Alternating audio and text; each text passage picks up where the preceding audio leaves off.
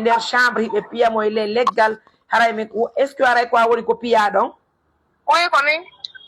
bien haray ko honno woni sombo nden hawre hakkunde mon dak on noon mais yo mais yo ɓe aru ka école ɓe yewtigaɓe haaldi plan hoore am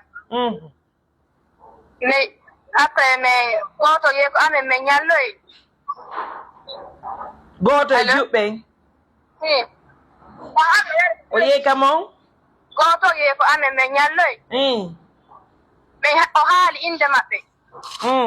min yewti men ɗiɗo ɗum ɗon haymo enregistré vocal o di après o hiltito o yehi o hollito ɓeya o heɗintini ɓe audioji ɗi añama koko haalu ɗon kon mina koko min haali kon yewo juni audioji ɗin ka ɓeya juɓe heddiɓe min yewtu vidéo ji ɗin inde ɓe hedditiɓe o enregistré men komin ɗiɗo komin haali kon e holle ɓe wo miɗen ñowi ɓe o min miɗo ñowi ɓe miɗo haali ɓe inde bonde hankin e jeudi on mbimbi min ari école ɓe inni wo il faut que fanaɗogo ɓe law o hayso natali wo ko hunjaɓo simi hunjike min himye giti ay kayiyama ɓenne o joni hayso min naata joni min wonɗo ha 10 heures min naata min fiiva cours 12 heures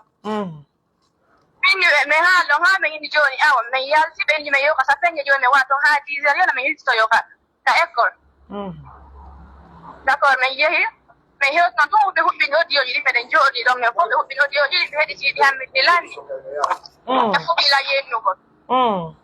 après on joyineteɗo rama ɗon on ɗon na élève ɓe noddi on o eti taxi o ari o tawi min ka deux pieds ɗo gaduma ka sapenje ɗo o hewtito cippi tun ka moto o yendina min taw yennan fusmi waɗama o wubbi ari o bantilam minni mo rama ɗum ɗo ala hakkude men ka habbo yewte wata waɗir kere o yilan kanko fus ala komin yewta o wubbi e ami après ɓe fof ɓe ari ɓe jingila ɓe 7 personnes min fu ka sapeñe ka sapeñe tata d' accord après ka sepanƴe ko num kadi feƴƴi ɗon après taxi motoɓe ar ɗon sendidiri men estaniɗan taxi mi arti ko amen har nen hankino yehi kon village men natno toon teera mi yehi ɗon ko sapeñe après mi ɓayɓe eti taxi mi arti ko amen ɓe jokkitilan ko amen ɓe tawilan ko chambre nene on ɓe piilan ɗon kadi ɓe kayni ɓe hooti ɓe piima ɗon kadi ko ɓe piyasalan ko par ɓe har woɓɓe filmude ha woɓɓe maɓɓe ɗum kono bien sikku hunde waɗalima physiquement ça va oui ça va ko ɓe lunkilan kon tun ɓanndu ɗum wallan muusude e komi gorti ka koyngal seeɗa très bien haray noon a wawi au fait a yawno l' école hannde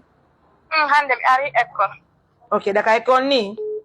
ɓe addilan ñimi ko deux ɓe ɗo yewtudugolle maɓɓe yewtudugolle homɓe miɗo ari ko ɗum a gawa mi kupti on téléphone o ha min yewta bien hara de toute façon représentant ONG amen ko noddete joni par ce que haala kan feƴƴi joni ka école ton haala kan ko ma yehe ka inspectrice régional on ɓe kippuɓe sonnaɓɓen feƴƴine haala kan ka police ɓe anda ko honno probléme o yaari hanno yewtiri ni anani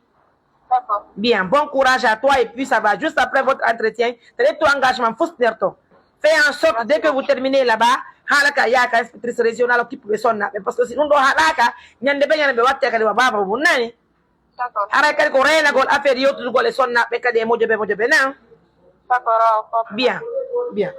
mesdames messieurs grand merci donc à nos millions de partenaires grand merci à tout le monde comme vous l'avez compris donc j'étais en ligne avec la petite qui a été battue par ses camarades de classe donc je vais vous laisser écouter la vidéo mais néanmoins tenez-vous bien assistance si ma tête on ne va pas se laisser faire on va poursuivre l'affaire parce que j'ai déjà pris l'angle avec madame l'inspectrice régionale de la fille et de la famille des solidarités à l'AB. Inch'Allah, elle va s'en occuper en complicité avec nos représentants au niveau régional de l'AB. Encore une fois de plus, faites très attention, prenez bien soin de vous, visionnez la vidéo, likez la vidéo. Encore une fois de plus, votre Mariam Touré.